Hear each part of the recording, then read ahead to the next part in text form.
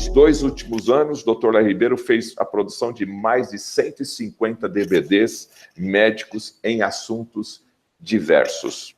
Senhoras e senhores, para falar cientificamente sobre o óleo de coco, Dr. Léo Ribeiro. Muito obrigado, boa noite.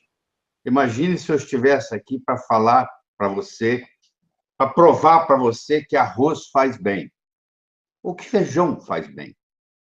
Eu não teria condições, porque é um alimento. Arroz é alimento, feijão é alimento.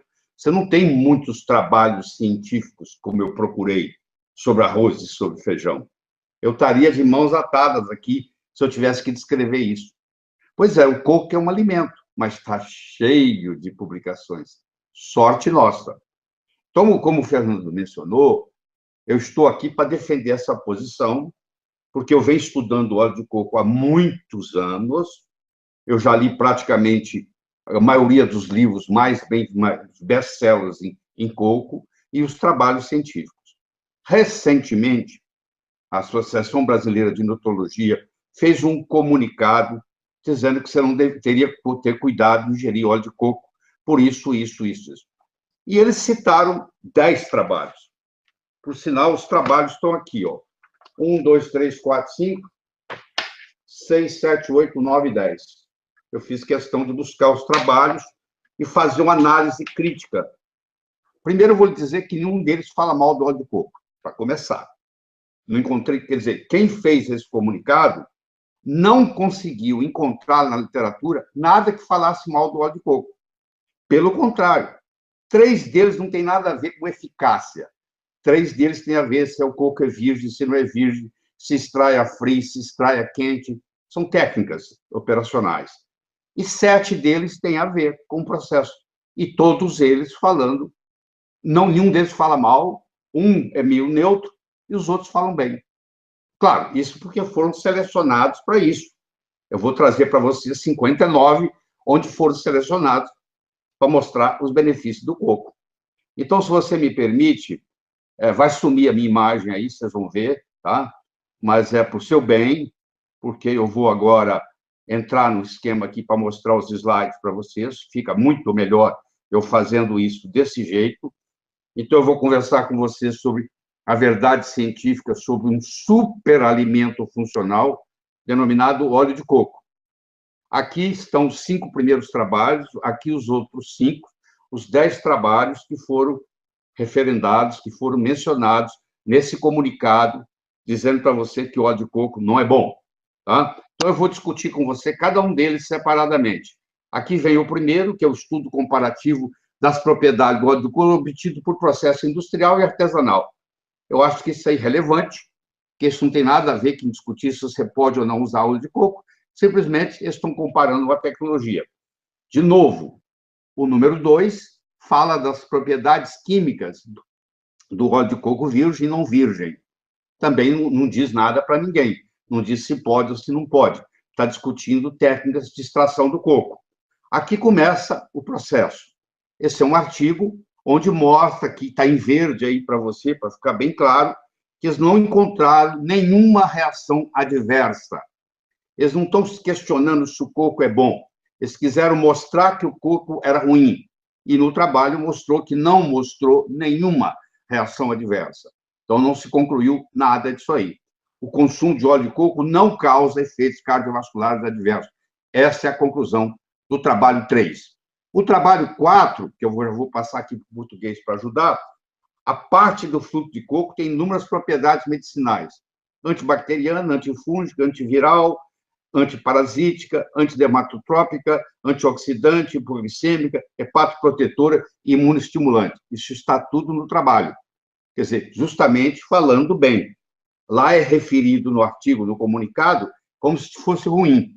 E você vai ler o trabalho, só se fala bem de tudo isso. Aqui vem o 5º trabalho.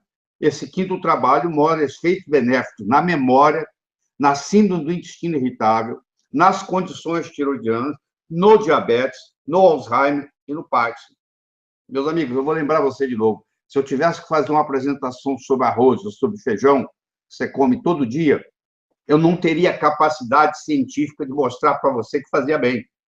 E esses artigos aqui, esses 10 artigos selecionados para falar mal do coco, na realidade, estão falando bem do coco. Tá? Você imagina quando eu seleciono, então, aqueles que realmente falam bem. Aqui vem o 6º artigo. Mecanismos de ação dos efeitos benéficos do coco na prevenção e tratamento de Alzheimer. Olha que bonito. Eles nem estão questionando mais se o coco é bom no Alzheimer, não. Eu vou provar para você que é. Eles estão dizendo qual o mecanismo de ação para isso. E esse artigo foi citado lá também, fazendo parte daquele que falava mal do coco. Aqui tem colesterol, coco e a dieta de Pucapuca. Pucapuca e Tokelau são 2 ilhas. Em Pucapuca, para você ter uma ideia, 75% das calorias ingeridas em Pucapuca advém do coco. O coco é parte de tudo, café da manhã, almoço, jantar. E em Pucapuca não tem doença cardiovascular.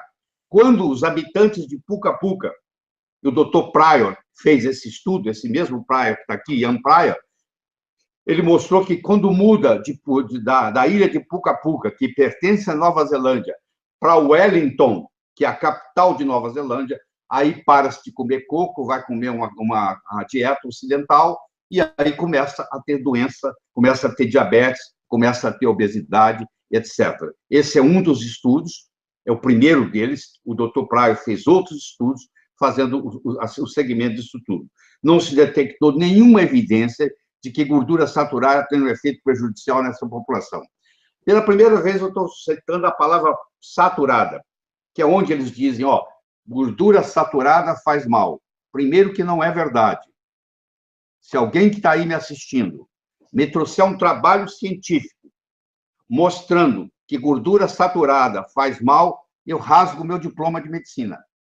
Eu estou falando isso em público para vocês. Isso aqui está para milhares e milhares, centenas de milhares de pessoas. E segundo, tem que ficar bem claro aqui, que a saturada do coco é diferente da saturada da carne. Por exemplo, o saturado do coco são ácidos graxos de cadeia média, caprílico, cáprico, láurico. Eles não funcionam como gordura. Eles são absorvidos, não precisa de bile para ser absorvida, eles vão direto para o fígado e são utilizados como energia. E eles são termogênicos. Eles aumentam o metabolismo. E tem trabalhos e mais trabalhos e mais trabalhos sobre isso. Então, eles são saturados, sim, mas eles são saturados de cadeia média. Você tem saturados de cadeia curta, você tem saturados de cadeia média, você tem saturados de cadeia longa. Tá?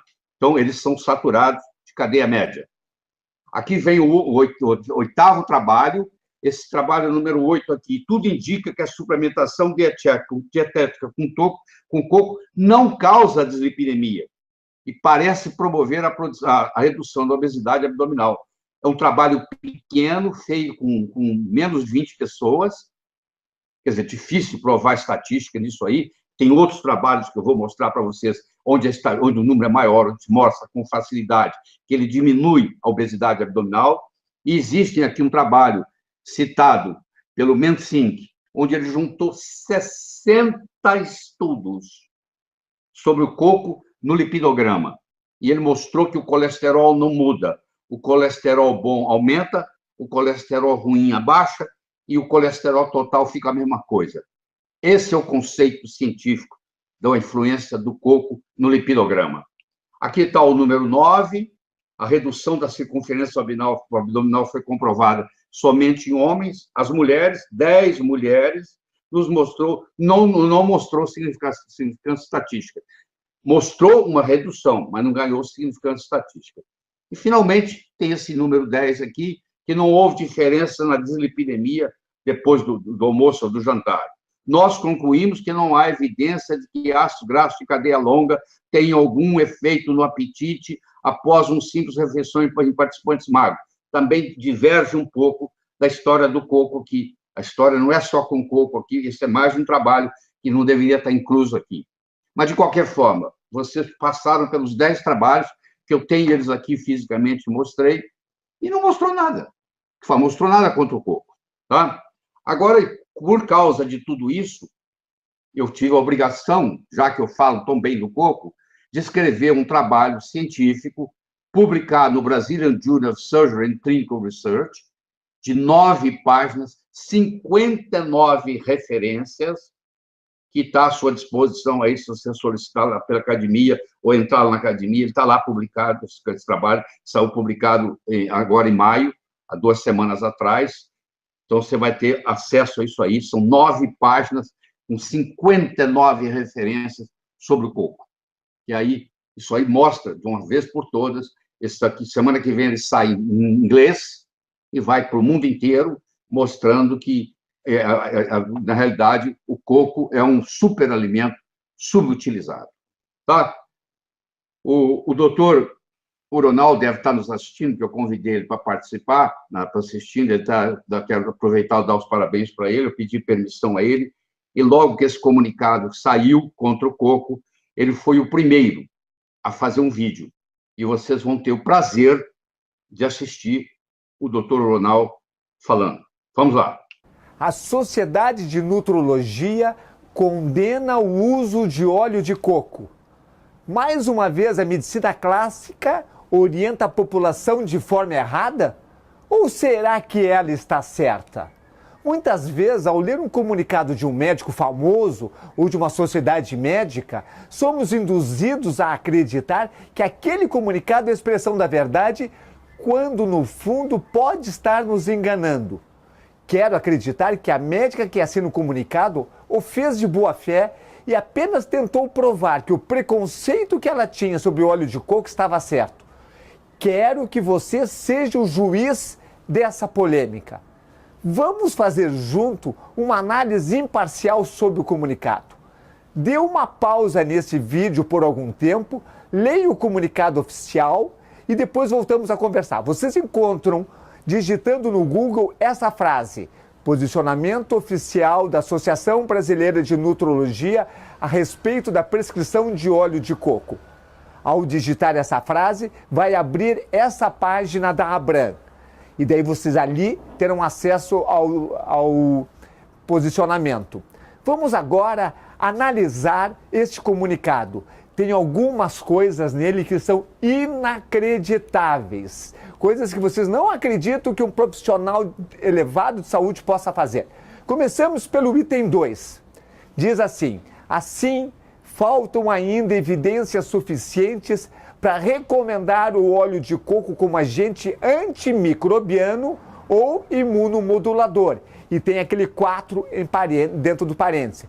Ou seja, ele está dizendo que o óleo de coco não combateria infecções e nem aumentaria a imunidade do indivíduo. O número 4 significa o artigo onde a autora tirou essa afirmação. Vamos até o final do comunicado e encontraremos a referência do artigo. Trata-se de um artigo de revisão, ou seja, tem muito mais consistência científica do que um artigo de observação. Está assinalado em vermelho nesta página aqui para você se localizar. Pegue, copie essa referência sem o número 4, abra o Google, colhem essa referência e vai abrir essa página do Google. No primeiro formulário, vocês cliquem ali em traduzir esse artigo, que nem está clicado no vermelho. O primeiro artigo é esse que você tem que fazer. E ao clicar no traduzir esse artigo, vai abrir esta página, que é a página com o abstrato do artigo. Lá em cima, no ângulo direito, tem o texto do completo do artigo. Mas leiam esse abstrato, esse resumo. Ao ler, vocês encontrarão as seguintes informações. Cocos nucifera, que é o coqueiro, é uma árvore que é cultivada por múltiplas utilidades, principalmente seus valores nutricionais e medicinais.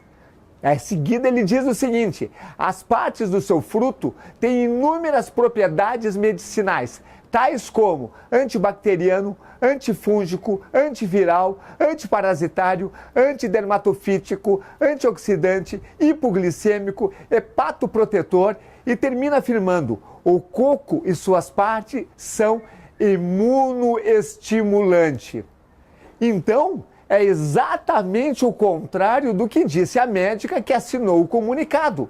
O artigo afirma, sem colocar dúvidas, que o coco e seus produtos são antibacterianos, antifúngicos, antivirais e antiparasitários, ou seja, é um agente antimicrobiano e combate a infecção.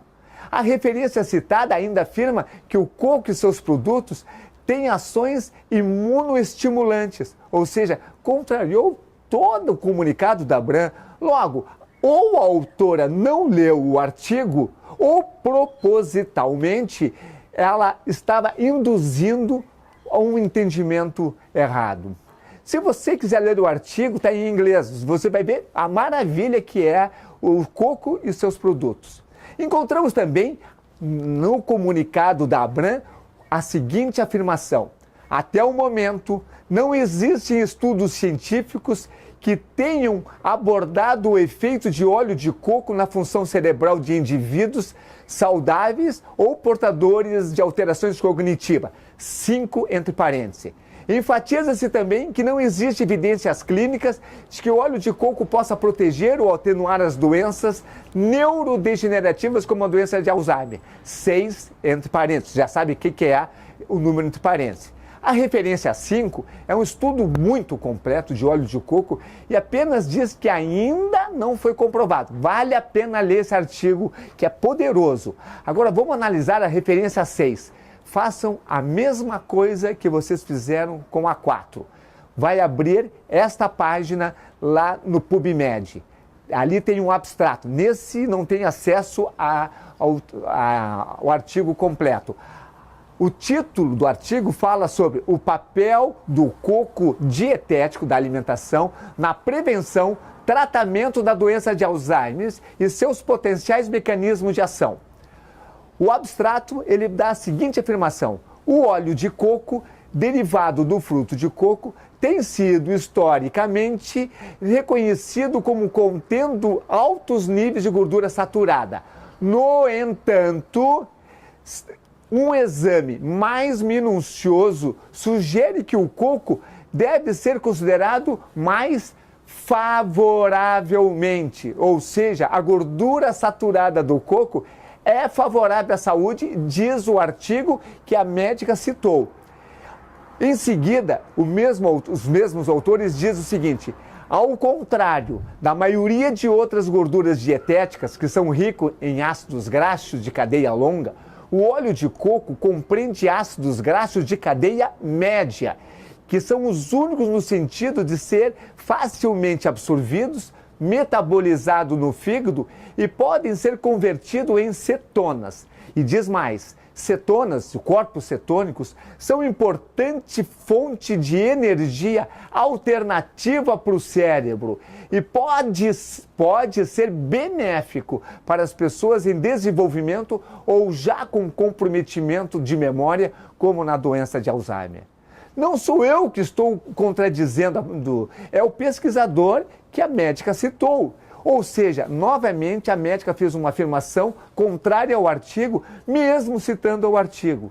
Ela fez isso porque ninguém vai checar se o que ela está dizendo está dito pelo pesquisador, apesar de vocês verem que não dá trabalho de fazer essa checagem. Não acreditem em mim. Copie a referência, pesquise no Google e leiam vocês mesmos o abstrato. Quando o comunicado analisa o efeito do óleo de coco em relação ao peso corporal, a Abram cita 4 estudos escolhidos por ela, tem outros que não foi utilizado, todos artigos de baixo nível científico, porque são artigos de observação, nenhum artigo de revisão ou de meta-análise. Mesmo assim, vamos analisar o 3º artigo citado. Ele afirma, está lá no texto da Abram, que o consumo de óleo de coco virgem foi associado à redução de circunferência da cintura dos homens, ou seja, diminuiu a gordura visceral, aquela que mata, ou seja, contrário do que o comunicado defende. E a médica conclui: no geral, não existem evidências suficientes para concluir que o consumo de óleo de coco leva à redução da adiposidade. Até por aí eu concordo, mas também não existem evidências suficientes para concluir que não diminui. Ou seja, pode ser que diminui, mas ainda não há evidências científicas que comprovem indiscutivelmente. O que é certo é que ele não aumenta a adiposidade, senão estaria escrito no comunicado. A afirmação de que o óleo de coco aumenta o colesterol LDL, o colesterol ruim, e por isso aumenta o risco cardíaco, e que deveríamos usar outros óleos vegetais insaturados, são aqueles soja, milho, girassol, canola, vai na contramão de todos os trabalhos científicos, centenas de trabalhos que mostram que os outros óleos são muito mais agressivos para a saúde. O próprio trabalho citado na referência 6 afirma que, mesmo sendo saturado, devemos considerar o óleo de coco favoravelmente. O óleo de coco, quando tomado como suplemento, pode aumentar o colesterol, mas num vídeo anterior eu já comentei com vocês que o que mais aumenta o colesterol é o carboidrato. E mesmo que o óleo de coco aumenta um pouco o LDL, não há trabalhos que confirmem inequivocamente a relação entre o LDL aumentado e risco cardíaco. Não existe esse trabalho. O óleo de coco, quando tomado como suplemento, ele pode ser favorável a uma série de situações no nosso corpo. Então, eu questiono a contraindicação dada pelo comunicado. Mas a gordura do óleo de coco, ou o próprio o coco, é ruim para a saúde? Contrário, é muito bom. Eu irei fazer um vídeo mais adiante mostrando a importância de óleo de coco, mas leiam aquela referência 5 que vocês vão descobrir a importância do óleo de coco. 4 dicas finais. O óleo de coco é a melhor gordura para cozinhar, seguido da manteiga ghee ou ghee e da banha de porco. Nunca usem óleos vegetais, soja, milho, girassol, canola. O óleo de coco pode ser tomado como suplemento nutricional, uma colher de sopa 1 ou mais vezes por dia, principalmente se é uma doença neurológica degenerativa como Alzheimer, principalmente se você está começando a perder a memória. Não deixe de fazer tudo que o médico manda, não deixe de fazer o tratamento médico, mas não quer dizer que você não possa fazer outras coisas a mais para melhorar a memória. Melhor que o óleo de coco é um suplemento chamado TCM, triglicerídeo de cadeia média, que ele pega o melhor do óleo de coco e transforma no suplemento. Eu, particularmente, tomo 1 colher de sopa por dia do TCM. Eu sei que esse vídeo vai criar polêmica. Coloque aqui embaixo os teus comentários. Critique, apoie, traga outras informações e, principalmente, compartilhe com outros amigos, compartilhe com os médicos. Vamos gerar a polêmica, mas não a polêmica para ter crítica, a polêmica para a gente elaborar a nossa posição, a gente ter uma posição mais correta, baseada em dados científicos. Pensem em tudo isso. E principalmente quando for ler um artigo médico, não acredite em tudo que leem ou ouvem. Eu desejo para você uma super saúde.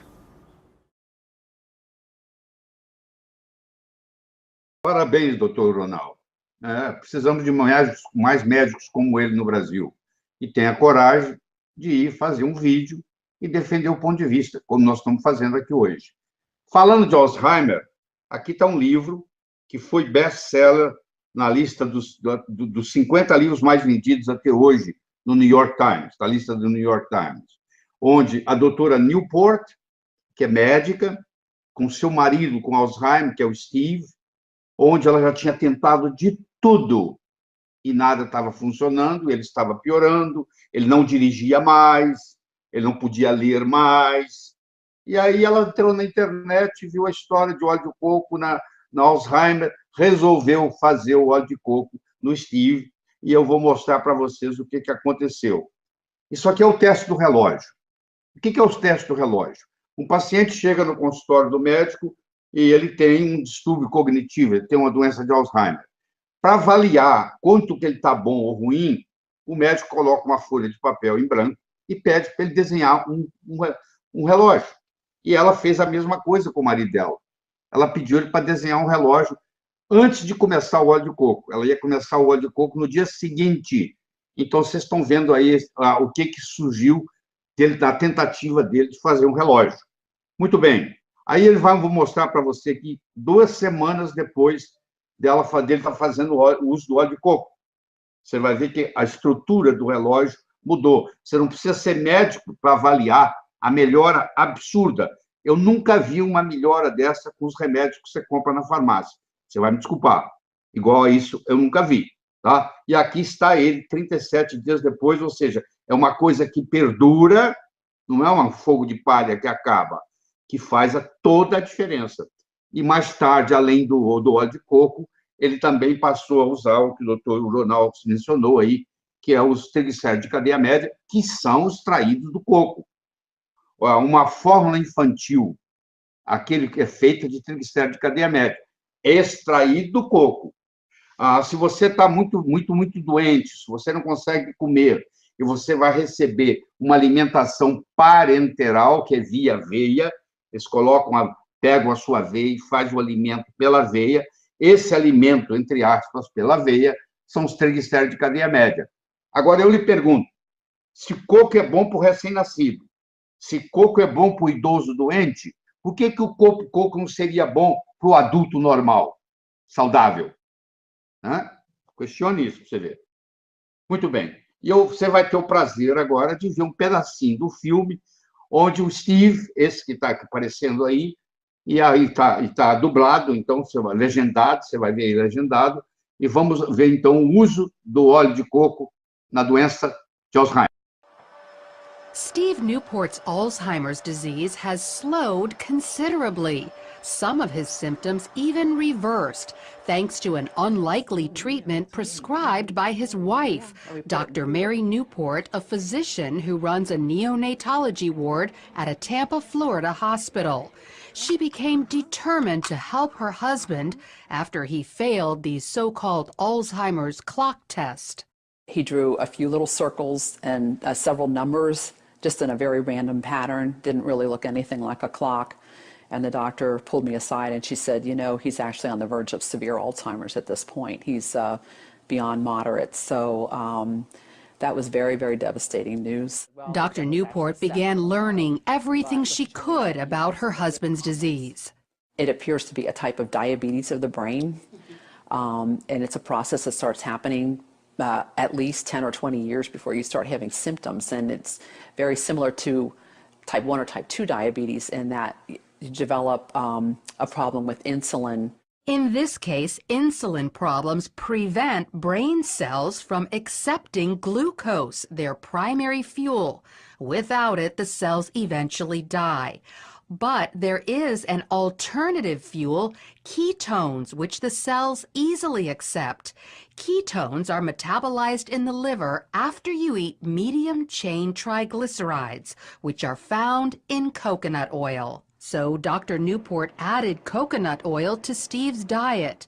Just 2 weeks later, he took the clock test again, and as you can see, demonstrated stunning improvement. I thought at the time, was it just good luck? Was it a lot of prayer? Was it the coconut oil? And I thought, well, we're going to keep the coconut oil going. Then 3 weeks later, he took the clock test a third time and continued to get better. And it wasn't just intellectually, he also improved emotionally and physically. He was not able to run. He was able to run again. He couldn't read for about 1.5 years. But after somewhere around 2 or 3 months, he was able to read. Instead of being very sluggish, not talking very much in the morning, he would come out, you know, with energy and talkative and joking, and he could find his water and his utensils. Dr. Newport documented Steve's success in a book called Alzheimer's Disease, What If There Was a Cure? She received this stack of thank you letters from other people whose loved one's Alzheimer's was helped after they followed Steve's diet. And while coconut oil is encouraging, there's actually something much more powerful. A team of biochemists led by Professor Kieran Clark at England's Oxford University have developed a ketone ester that packs a punch 10 times greater than coconut oil. It reaches quite considerably higher levels, and you can get whatever levels you want depending on how much you drink. The problem is they need millions of dollars to mass produce it. Very expensive, and so we can't make very much of it ourselves. And what we would like is funding so that we could actually scale up and make it. But of course, there's no real profit in manufacturing stuff like that. So until a high-potency ketone ester is available to the general public, coconut oil is still a good ketone source. Just make sure it's pure, non-hydrogenated. Avoid any hydrogenated oil, which is the same thing as dangerous trans fat. Many people avoid coconut oil because they think it's bad for them, but it's actually very healthy. Dr. Beverly Teeter is a researcher at the University of Maryland who specializes in dietary fats.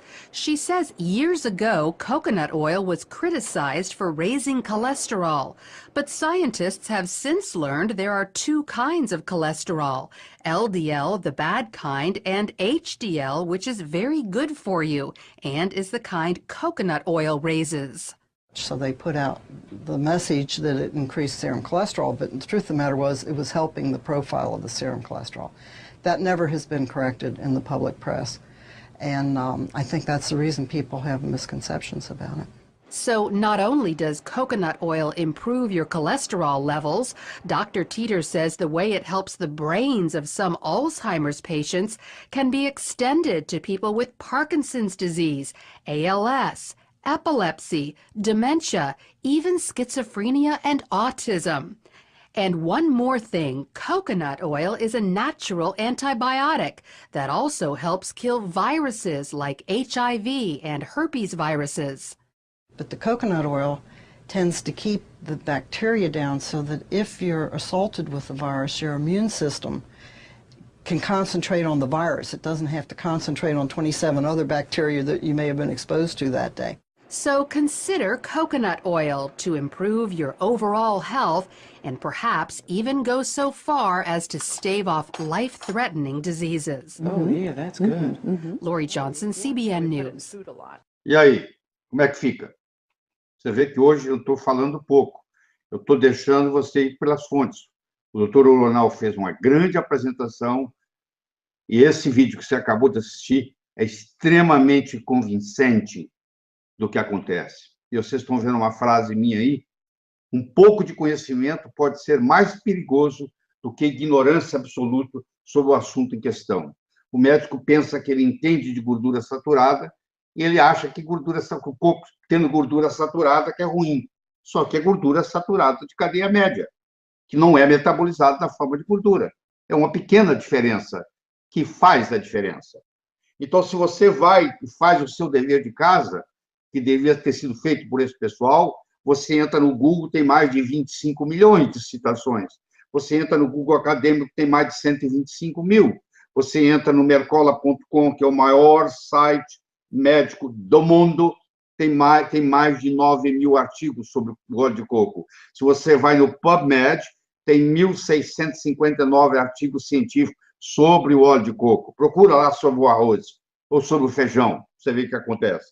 E se você entra no Amazon.com e vai na área de books, de livros, você vai ter mais de 500 livros sobre óleo de coco, todos eles falando bem do óleo de coco. Será que esse pessoal todo está errado? E só quem fez o comunicado da Abram está certo? O que você acha? Vou deixar para você responder. Você vai no Amazon.com, tem mais de 1.200 livros sobre a dieta cetogênica, cuja base são os triglicéridos de cadeia média advindos do coco. E aí, como é que fica? Inclusive, pessoas com epilepsia, que você põe na dieta do coco, para de ter convulsão. Pode ficar até livre dos remédios, tira os remédios. É uma outra história para a gente discutir um outro dia. Então, aqui está a diferença. Aqui está os lipídios, eles são os esteróis, as gorduras e os lipóides. O colesterol é um esterol, gordura é outra coisa. Os três pertencem à mesma família dos lipídios. Toda gordura é lipídio, mas nem todo lipídio é gordura. E a maioria dos profissionais de saúde pensa que colesterol é gordura. Meus amigos, colesterol não é gordura, colesterol não é feito de gordura. Põe isso na cabeça, tá? Muito bem. Aqui, ó. Isso aqui então, é uma molécula de colesterol, tá aí, ó, com ciclopentrano peridofenanteno. Isso aqui é uma molécula de gordura. Vê se parece, nem primo é, olha aí. Olha a molécula de colesterol em cima, olha a molécula de gordura embaixo. Vê se tem alguma semelhança entre uma coisa e outra. Nenhuma. Nenhuma. Falta conhecimento bioquímico a maioria dos médicos para poder distinguir entre colesterol e lipídio. Infelizmente, nós aprendemos bioquímica no segundo ano de medicina e quando a gente se forma, a gente pensa que aquilo não vale nada e não carrega o conhecimento. Aí fica fácil alguém enganar a gente. Mas você não, está aí, ó, para você ver. Tá bom? Eu acho que hoje existe uma doença do mundo chamada deficiência lipídica, pessoas que fazem uso durante muitos anos de dieta baixa em gordura e alta em carboidratos, têm o perfil hormonal esteroidal comprometido, não tem hormônio sexual, e um desequilíbrio dos neurotransmissores, podendo levar a uma compulsão alimentar. Abre a geladeira e come tudo. Isso é falta de ingestão de gordura. Isso é a síndrome da gordurofobia. Aqui está a composição do óleo de coco. 47% da gordura do coco é ácido láurico. Esse ácido láurico que vocês estão vendo aí, que tem 12 carbonos, quando ele cai no estômago, pela ação do suco gástrico, ele vira monolaurina. Mata fungo, mata bactéria, mata vírus, mata parasita. Olha lá, o ácido caprílico tem 8 carbonos. O ácido cáprico tem 10 carbonos. Essa aí está a composição do óleo de coco. 67% do óleo de coco advém de ácidos graxos de cadeia média. Tá? De cadeia média. Se alguém falar para você que o óleo de coco não funciona no diabetes e na obesidade, eu não sei o que esses artigos estão fazendo na publicação. Olha aí. 1, 2, 3, 4, 5. 6, 7, 8, 9, 10. Eu coloquei 10 artigos aqui, poderia ter colocado mais, sobre obesidade, sobre diabetes e sobre o efeito do óleo de coco na melhora da diabetes e da obesidade. Porque o óleo de coco não aumenta a insulina, dá energia e não aumenta a insulina. Tá bom? Então, aí tem artigos mostrando que tem, sim, um papel muito relevante. E aqui vocês estão vendo o último aqui, ó. O óleo de coco, como o doutor Uronal mencionou, aumentando o HDL colesterol. Olha aí, o número 10. Dá para você ler aí. É isso? Muito bem? De novo, está aqui, eu recomendo que você veja o meu artigo. Eu fiz um trabalho grande, são 9 páginas com letra pequena, tem 59 referências sobre o óleo de coco. Tudo que você quiser saber de detalhes está aí à sua disposição nesse artigo. Isso é um cala-boca para quem não faz o dever de casa. Certo? Nós agora vamos voltar aqui à minha imagem. Certo? E aí continuamos o processo. Bom, Fernando, eu acho que da minha parte aqui para falar é o suficiente. Tá? Eu vou abrir para as perguntas agora. Então, tá bom. Ouvimos aí atenciosamente, né, a palestra aqui do Dr. Léo Ribeiro com o Dr. Uronal. Queremos agradecer mais uma vez. E também o vídeo explicativo aí sobre o Alzheimer. Doutor, vamos já direto às perguntas aqui no caso. João Marcos Pereira, de São Paulo. Qual é a sua opinião, portanto, sobre as consequências do comunicado da Associação Brasileira de Nutrologia? Eu falo que é o melhor possível, porque isso criou uma confusão, despertou o interesse, e pessoas como o Dr. Uronal e eu estamos aqui para mostrar a verdade científica. Eu acho que no frigir dos ovos, isso foi um benefício para a sociedade, porque agora muito mais gente que não conhecia essa polêmica, agora conhecendo e agora lendo cuidadosamente o meu artigo científico e podendo olhar, criticar, fazer o que você quiser, está lá muito bem escrito. Vamos começar a ingerir óleo de coco, que eu já faço há muitos anos. Eu já cozinho na minha casa há muitos anos, entendeu? Que tem os melhores resultados possíveis. Eu acho que uma pessoa da sua família, um ente querido seu, um avô, uma avó, uma mãe, que que está ficando demente, que está começando com quadro de demência, de esquecimento, é uma coisa barato, simples, uma colher de sopa de óleo de coco 1 a 2 vezes por dia, pode colocar no café, eu uso óleo de coco no café, eu adoço o meu café com óleo de coco, eu coloco o óleo, uma colher de sopa de óleo de coco na xícara e preencho com café e misturo, fica muito gostoso. Uma xícara, uma colher de sopa de óleo de coco chega entre 12 e 14 gramas, já faz uma diferença enorme, principalmente numa pessoa que está começando um quadro de demência. Você vê um quadro do marido da doutora Newport, o Steve, que já estava num quadro avançado de Alzheimer, que já nem mais lia, que já nem mais poderia correr. Voltou a correr, voltou a ler, só com óleo de coco. Você imagina o que você pode fazer.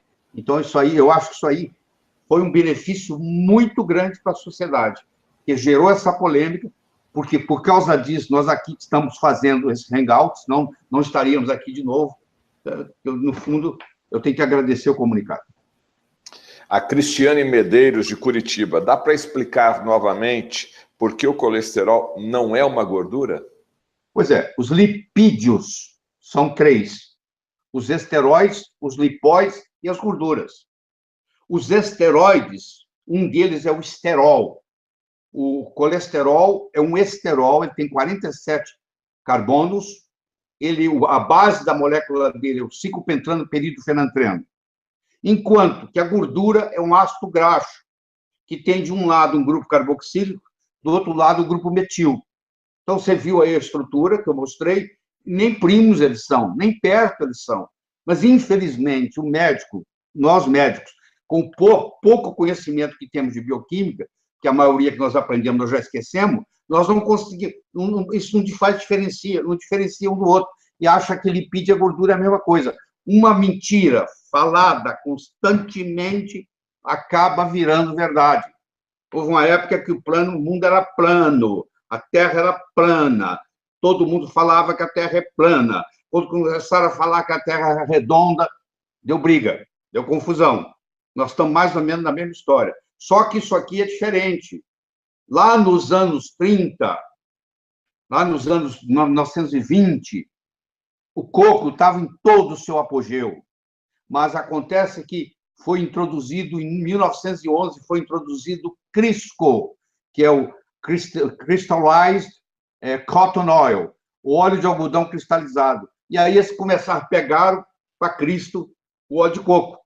Para vender o óleo vegetal, eles meteram o cacete no óleo de coco, para vender o Crisco, para vender o poliinsaturado, que é esse veneno que até hoje está por aí. Entendeu? Aí a pessoa perdeu esse entusiasmo pelo óleo de coco. Mas se você vai estudar profundamente, a verdade está lá. E eu não sou o único no mundo falando isso, está cheio de gente falando. As pessoas que estudam, porque é muito fácil você pesquisar hoje, todos vão chegar à mesma conclusão. Não acredite em mim, é essa história. Vai lá e faça. Vai lá e leia. Por isso que eu escrevi o artigo. As referências, as 59 referências estão lá. É só você ir procurar que você vai encontrar. Doutor Lair, a Rosane Nakashima, de Londrina, no Paraná. O que é PRAL, P-R-A-L, o que é PRAL? E isso tem a ver com óleo de coco? Não, PRAL não tem a ver com óleo de coco. PRAL é Potential Renal Acid Load. É quando uma comida gera no seu corpo uma acidez ou uma alcalinidade. Se o PRAL for negativo, ela vai gerar uma alcalinidade. Se o PRAL for positivo, ela vai gerar uma acidose. Então, vou dar o exemplo mais clássico de todos, o limão. O limão, por exemplo, se você puser um medidor de pH, ele tem um pH negativo. Mas, quando ele é absorvido, ele tem um PRAL negativo, ou seja, ele alcaliniza o corpo. Então, do ponto de vista de medida, fora de tomar, ele é ácido. Mas, do ponto de vista de alimento, uma vez ingerido, ele é alcalino, porque ele tem um PRAL negativo. Relacionado a essa questão, a Sueli Gutierrez, para quem faz hemodiálise, tem problema renal crônico, pode fazer uso de óleo de coco? Eu não vejo nenhum problema, não. É um alimento como qualquer outro. É claro que uma pessoa que está fazendo uso de hemodiálise, se ela ingerir muita proteína, vai sacrificar o rim. O coco tem proteína, mas é muito pobre em proteína. Ele é muito rico em ácido graxo de cadeia média. Eu não vejo nenhum problema com isso aí, não. Zero. O Alexandre Viana, de João Pessoa, na Paraíba. Um grande abraço aí à Paraíba. O senhor sempre diz que o óleo de coco é uma substância GRAS. O que isso significa?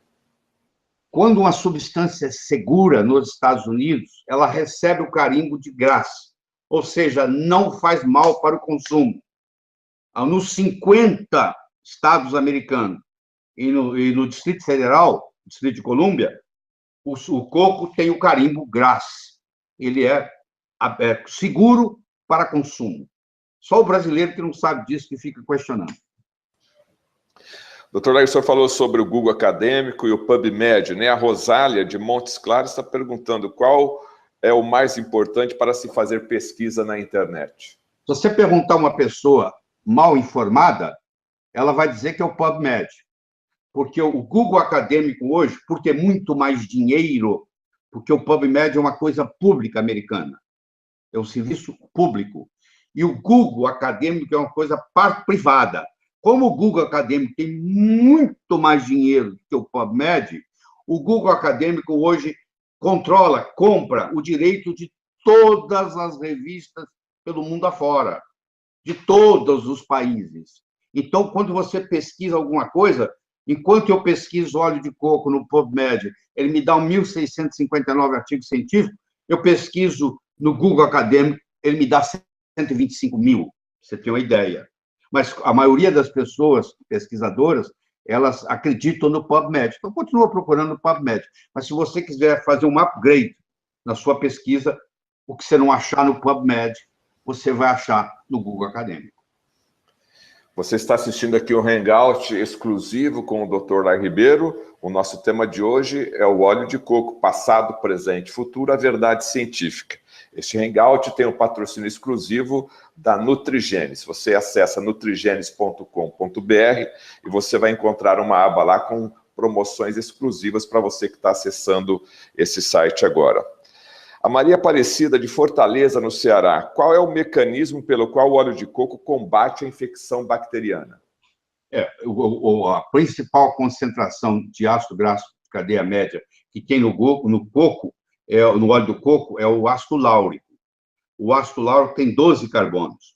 O ácido láurico, quando ele cai no estômago, pela ação do suco gástrico, ele é digerido e ele vira um monoglicéride, ao invés de um triglicéride, que ele existe na natureza.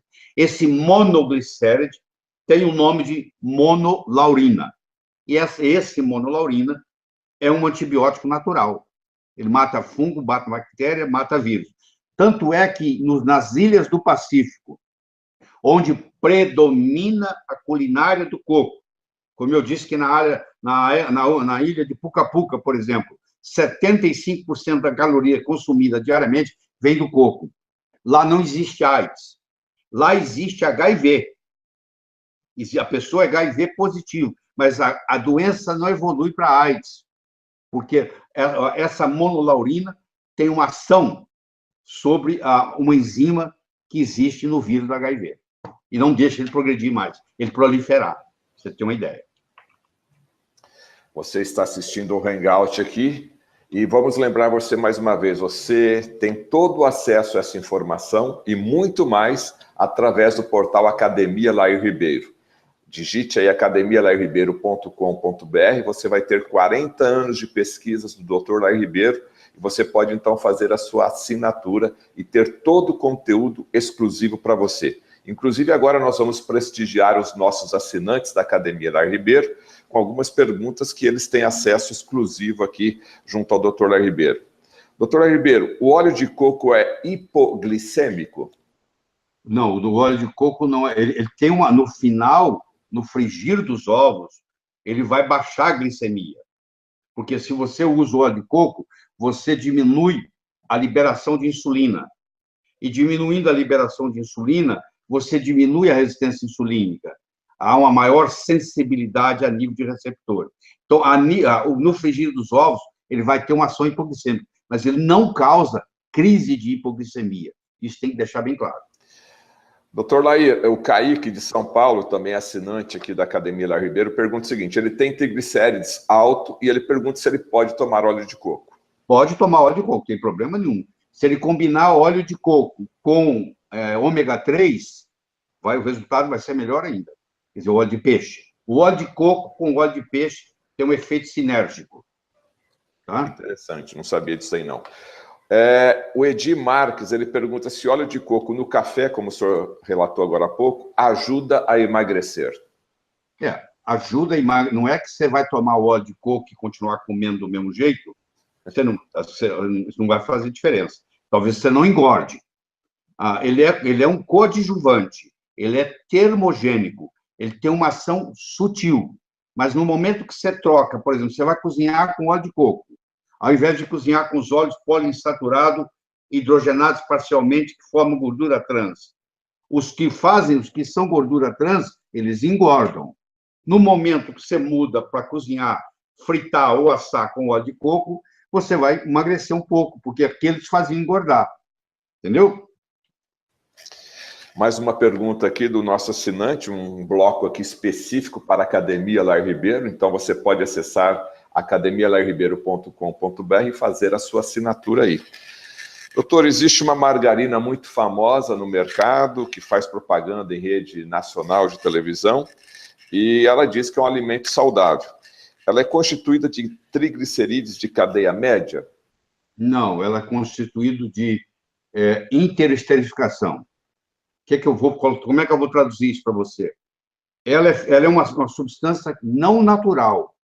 Eu não sei quais são as consequências de você ingerir essa margarina a longo prazo. Porque como ela é gordura interesterificada, e isso não tem na natureza, é uma molécula nova. Então, uma molécula nova, para ser aprovada, tem que passar pelo FDA, tem que passar pela Anvisa. Agora, você imagina, isso não é um alimento. Ele é um produto alimentício, é diferente. Ele é um produto alimentício onde tem uma molécula diferente que não existe na natureza, que se você quiser pagar para ver, você consome, mas eu não recomendaria.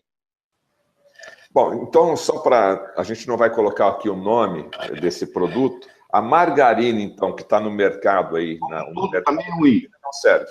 A margarina, como um todo, ela é formada de cadeia trans. Gordura trans. A gordura trans é um antinutriente. Ela perturba de vários modos, inclusive aumentando o colesterol. Por incrível que pareça, a pessoa que está ingerindo a margarina pensa que ela vai baixar o colesterol, e ela é causadora do aumento de colesterol. Inclusive, tem algumas margarinas no mercado que está com o símbolo da Sociedade Brasileira de Cardiologia e que contém ômega 3. O que o senhor fala?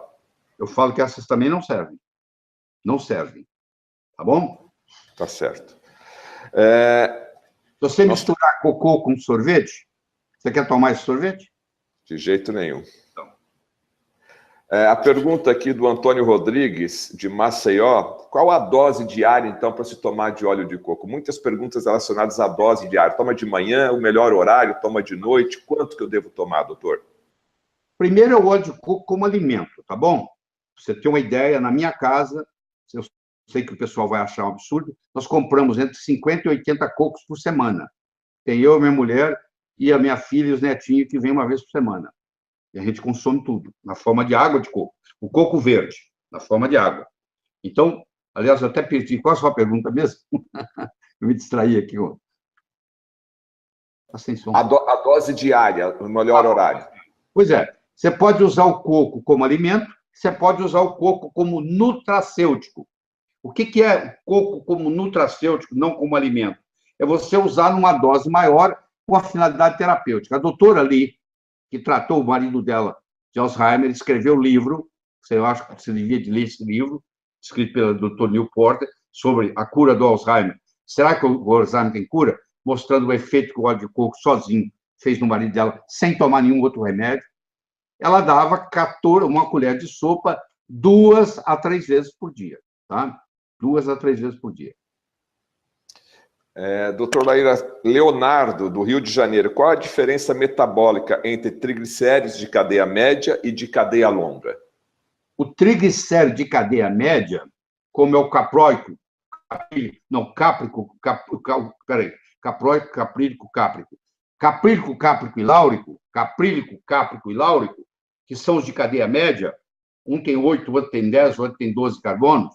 Quando você ingere eles não precisam de bile para ser absorvida e eles vão direto para o fígado servir como energia.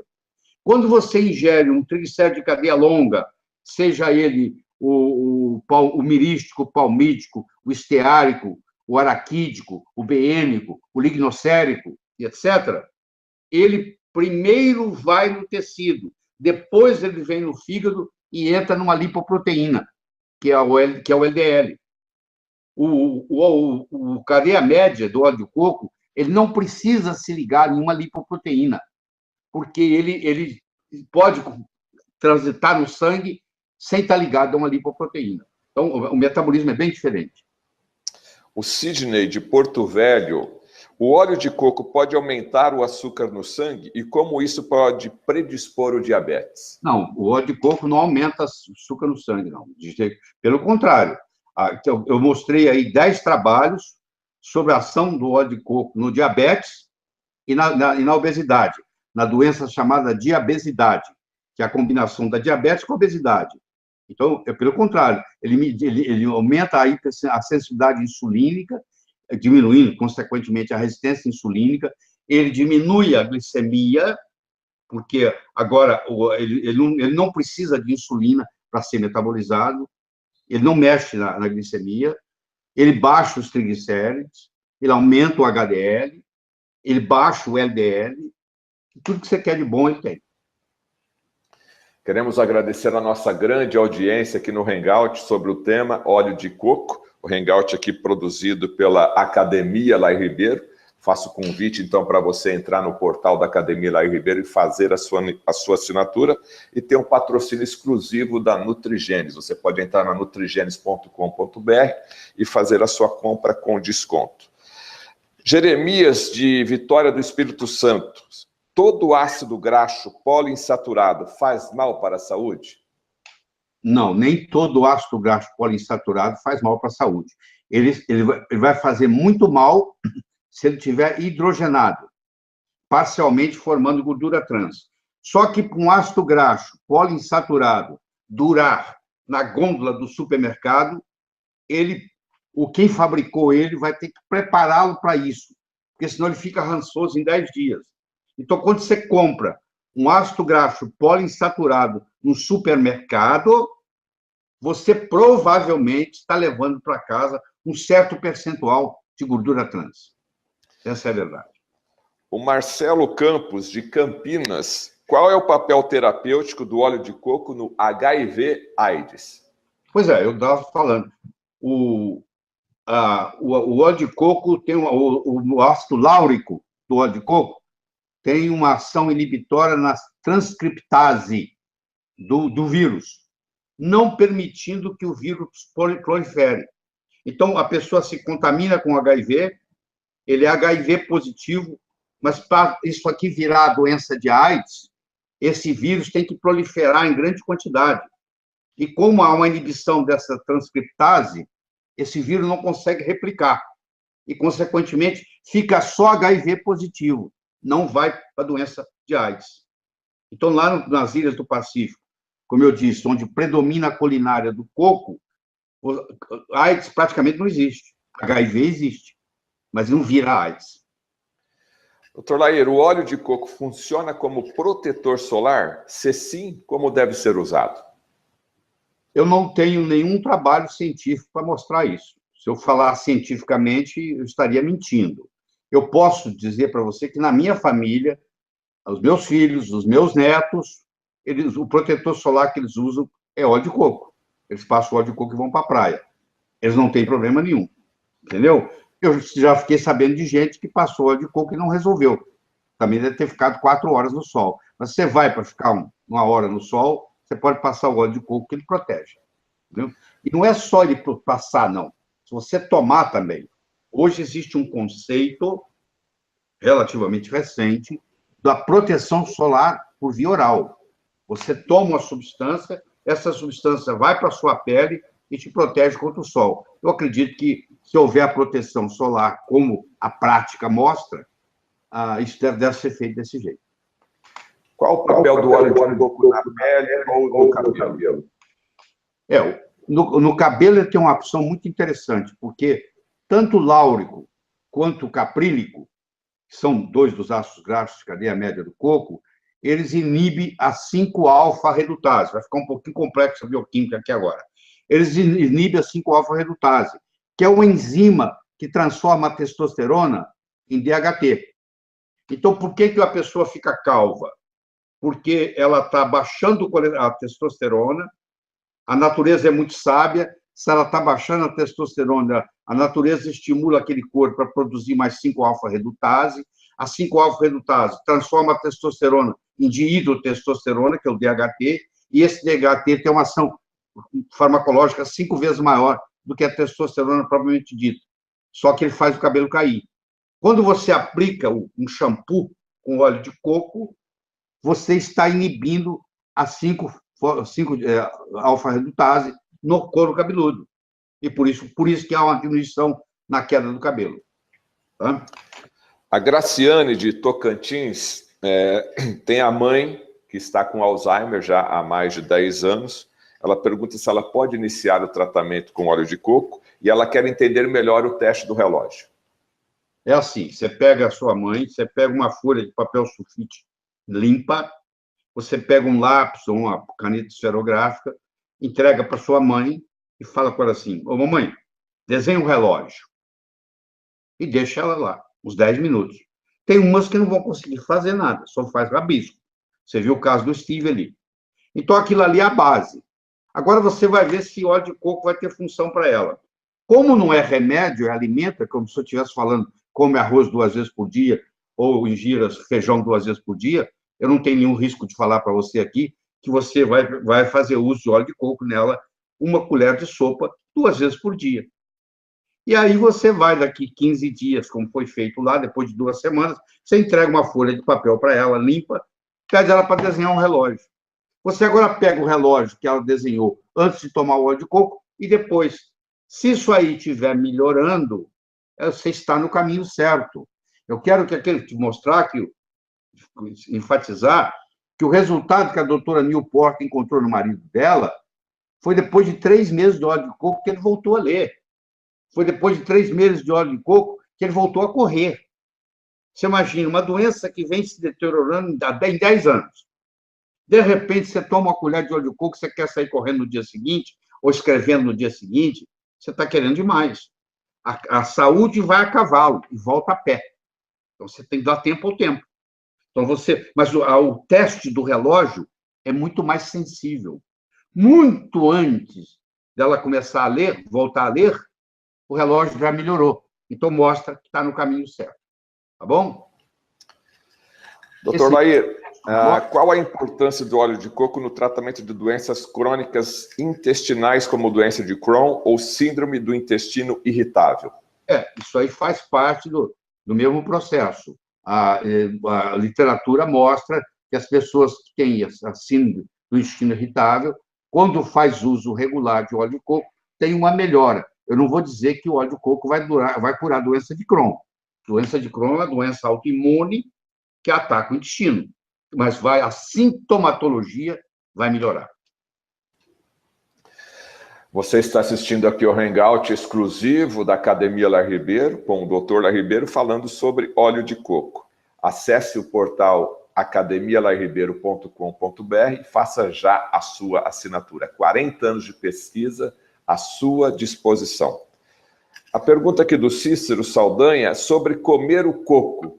Coco in natura ou coco ralado. Faz o mesmo efeito do óleo de coco? Eu diria que até mais. Porque o coco é a substância mais rica em fibra por quilo, por centímetro, por grama, por que for, que existe na natureza. E os estudos mostram que se você, na época paleolítica, 10 mil anos, 12 mil anos atrás, um ser humano ingeria uma média de 200 a 300 gramas de fibra por dia. Hoje, a maioria dos jovens não ingere 20 gramas. Então, o nosso corpo está pedindo fibra. E quando você ingere fibra, você diminui o tempo do trânsito intestinal.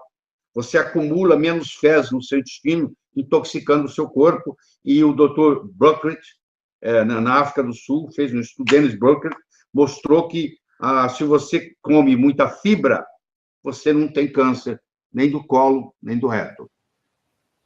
Tá aí, informação super importante. Então, aumentar as fibras na sua alimentação diariamente.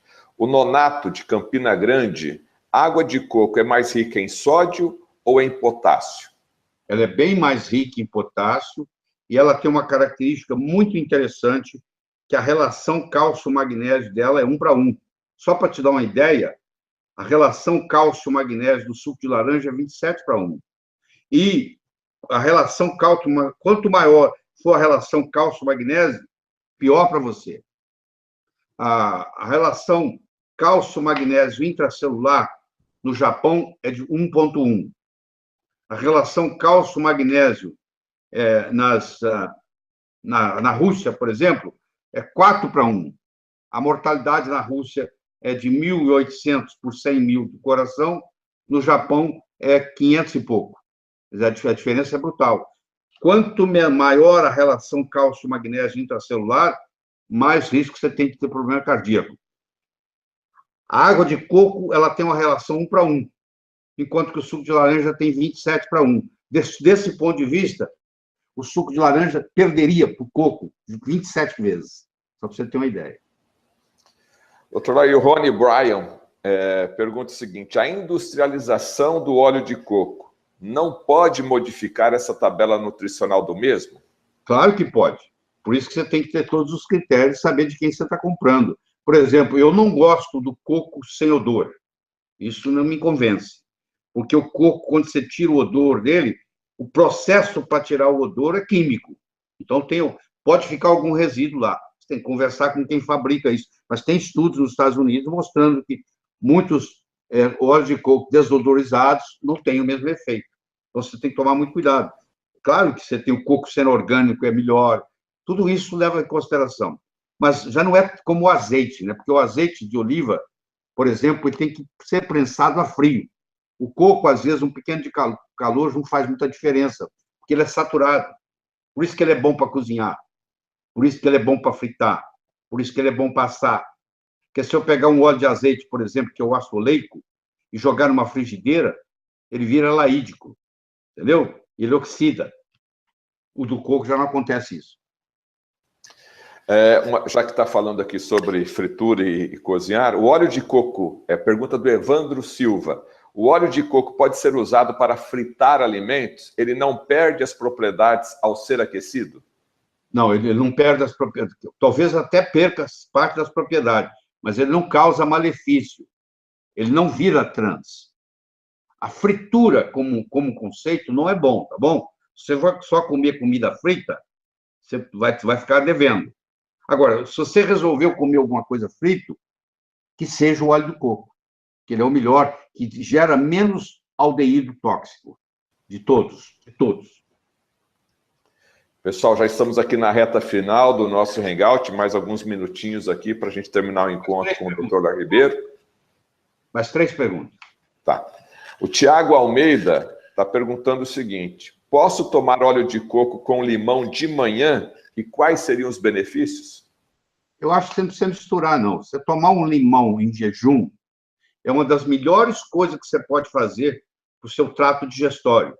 Se você tem problema de azia, se você tem problema de refluxo, se você tem... O limão é muito bom mesmo. Agora, eu não misturaria com coco, não. Um de cada vez. O Antônia José está perguntando qual a relação do óleo de coco, ou se é bom para combater vitiligo, como devo usar? Conhece isso, doutor? Não, eu acho que se tiver alguma ação, ela é mínima. Não é com óleo de coco que você vai curar vitiligo. Vitiligo é uma doença autoimune também, provavelmente tem a ver com a desbiose. Ela começa com a desbiose, que é onde nascem as doenças autoimunes, é no chamado leaky gut syndrome, é hiperpermeabilidade intestinal, e óleo de coco não vejo que vai ter muito efeito, não. Então, vamos para a última pergunta. É uma pergunta, acho que vai demorar um pouquinho para o doutor responder. Pode-se fazer kefir? Então, eu já pergunto o que é o kefir de óleo de coco, doutor Lair? Faz-se o kefir de leite de coco. Pode ser feito. Isso inclusive, tem nos Estados Unidos isso. O kefir, primeiro que o kefir, não, diz a tradição que não pode ser comprado. Você tem que ganhar de alguém. Aí o kefir é cheio de lactobacilos, e esses lactobacilos vão se multiplicar num ambiente favorável para isso.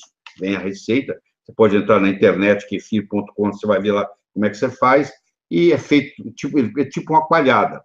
Você pode fazer kefir de leite, você pode fazer kefir de água, e você pode fazer kefir do leite de coco, que seria o máximo, porque você está usando todas as propriedades do coco, esse coco agora está fermentado, e ele ainda vai ajudar na sua microbiota intestinal.